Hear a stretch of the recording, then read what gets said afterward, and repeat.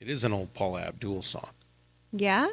Are we Two going to steps sing more forward, songs? 2 steps back. Oh my gosh. We come together 'cause opposites attract.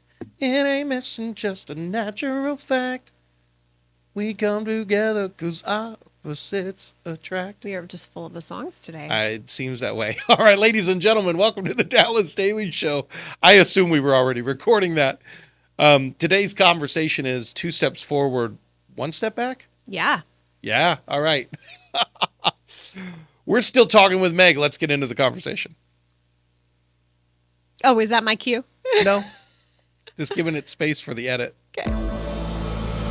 All right, that was one of the oddest intros we've done. If you remember that old Opposites Attract song from Paula Abdul, that cued for me because Meg is with us this week. What's up, honey? Hi, babe. How are you? Just grand. Grand, just grand. All right, this whole week we're having conversations from her and notes that she has taken in her phone.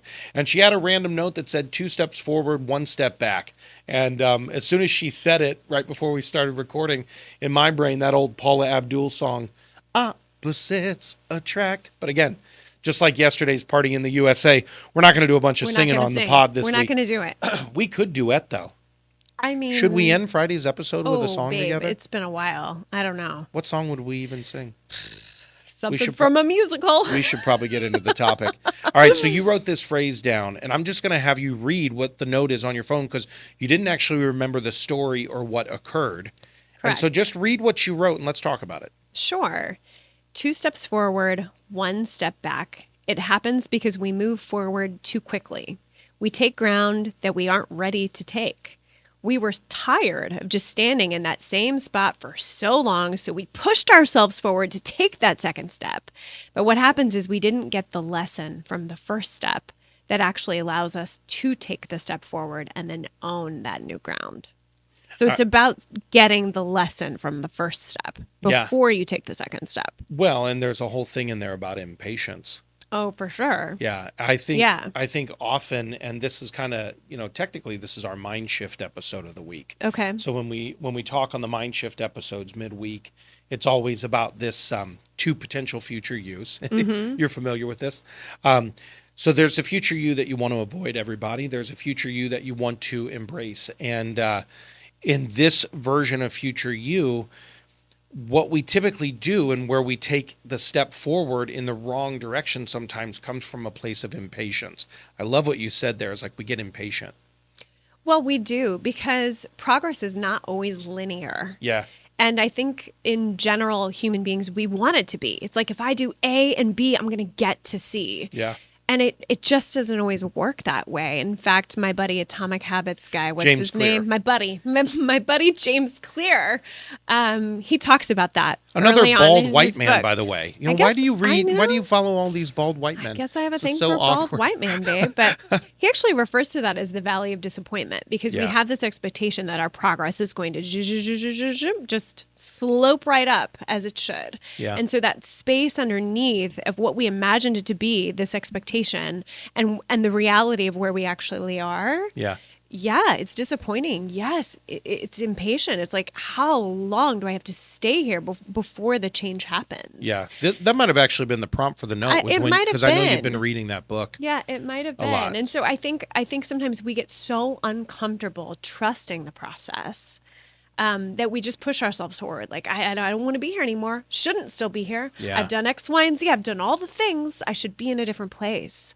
And Boy, that hits. Until we really gain the lesson or gain the insight or whatever it is that we need to take hold of and really get it grounded inside of us. Yeah. It's one thing to be like, okay, I got it. I understand it cognitively, but it's a different thing to have it really ingrained in you and to be able to walk forward and step into something. So there's always the knowledge acquisition phase of something where it's just information, right? And you acquire the information and then you have to begin to put it into practice. So it's almost like it goes from this introduction of the concept, right, to you actually implement it in your world. Yeah. And then what you have to move from is implementation all the way to where it's actually integration. into your lifestyle. And until that happens, I don't think that curve even begins as well, because you're still trying to figure it out. Agree. You're still trying to figure out the algorithm of whatever it is you want to succeed in. Yes. Internalizing. Can you throw another I in there? Why not? If you were going to do all those I's as bullet points, how would you line them out, babe? I'm Oh, just going to well, put you on the spot. All right, Because the you're one was integrating, internal- you're no, this is- internalizing. here we go. Information. You're gonna introduce it. You're gonna get the information. Okay, all right. And you're gonna introduce it. The new behavior. Okay. Into your world, and then what you're gonna do is you're gonna start to implement that Okay. in where you ultimately internalize it. Yeah. That internalization is the same as integration.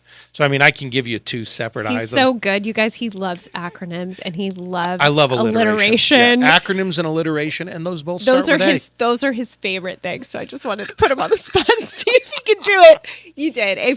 You did it. Information, introduction is also the implementation of it. And Yeah. the implementation is really the integration. And probably what should happen in between the implementation and the integration. Oh, he's still going. Well, now you've got me unpacking the idea in my head, because what we actually have to do is after we implement it, we actually iterate on it. So there's your fourth eye. All right. Okay. So it's information becomes the introduction or the implementation of it. But then we have to iterate on it, meaning I have to see how this new information and implementation works in my world. Yeah. And can I actually iterate and make changes as necessary so that then I can really integrate it into my lifestyle, into my behaviors. Yeah. So that's kind of that whole process there.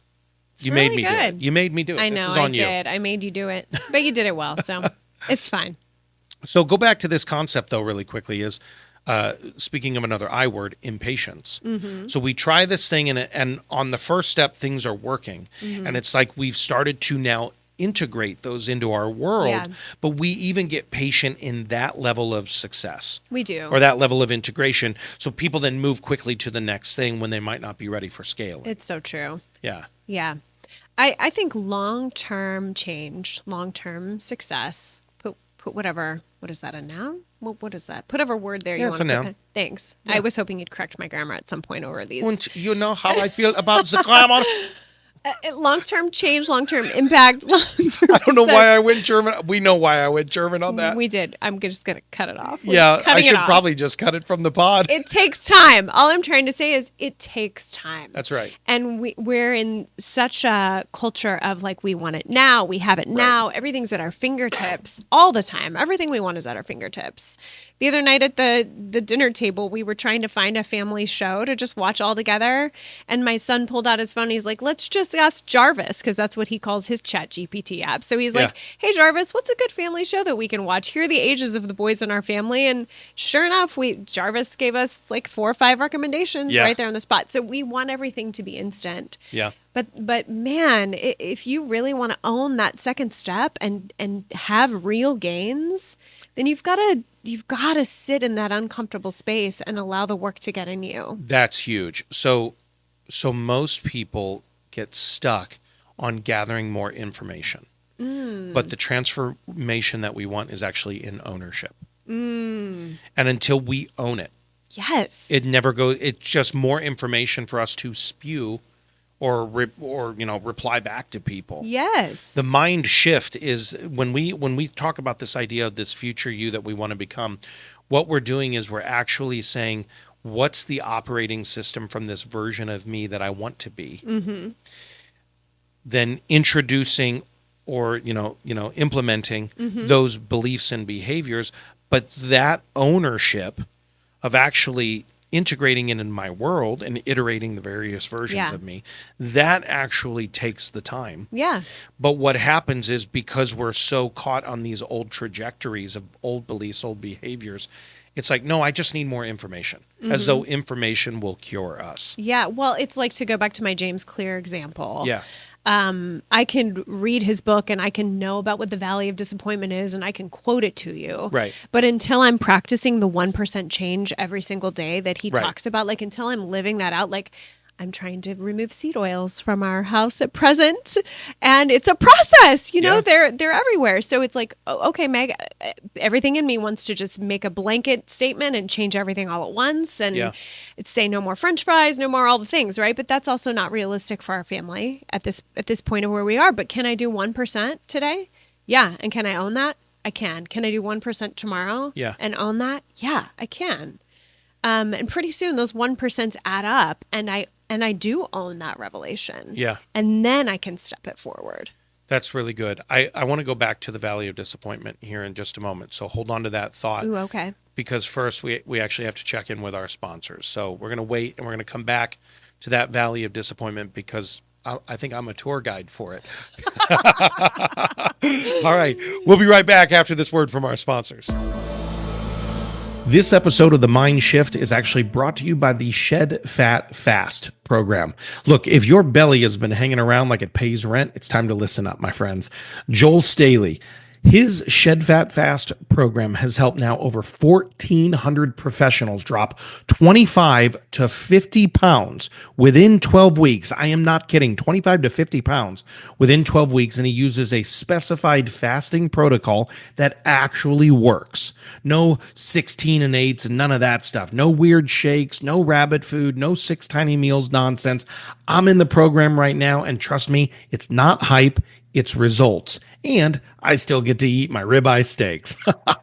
So go ahead, hit up shedfatfast.com right now for a free training that Joel has. Again, that's shedfatfast.com. And when you reach out to Joel, be sure and let him know that you heard about it at the Dallas Daily Show. A big thanks to Greg Iverson and his all-star team at Neighborhood Loans. They're the official studio sponsor of the Dallas Daily Show and the Midweek MindSHIFT series. My friends, whether you're looking to buy your first home, whether you're refinancing your dream home, or if you're looking to get into acquisition or management of investment real estate, Greg's team, they're the real deal. They're fast, they're kind, they provide coaching and training for you, and most importantly, they actually return your calls. That's huge, right? And even though we're here in the St. Louis, Missouri area, Greg's team works nationwide. So be sure and check them out. We've got them in the show notes, but theiversongroup.com. Again, that website is theiversongroup.com, or just give them a call at 314-658-9400. Again, that's 314-658-9400. It's time to invest in your future with the Iverson Group. All right, so here we are in the Mind Shift episode. We're talking with Meg, and she brought up this concept from James Clear's book, Atomic Habits, this idea of the valley of disappointment. So we know in his book, the basic premise is 1% better every day. Mm-hmm. But let's unpack this idea of the valley of disappointment. I made the joke beforehand. I think I'm a tour guide in that valley, but it's because I'm traveling it. I've traveled it before with certain breakthroughs. Yeah. Well, like when it came to spiritual breakthroughs, I found myself in the valley of disappointment. When I was in the middle of my depression, when I was in that process of multi-year defeating my depression, I was in the valley of disappointment. We called it the DDP, the deep dark place. Yeah. But I still was like, no, I'm going to defeat depression every day, just a little bit every day, which is where the winning game plan for life, the 4 I's, came out of everybody, which, by the way, we have those episodes in the show notes for you. But I have gone to the valley of disappointment in so many areas of my life. So talk about that a little bit. Well, I was going to use the metaphor, the example that he gives in the book, because it's such a clear example. Yeah. So ice is ice until 32 degrees. Mm-hmm.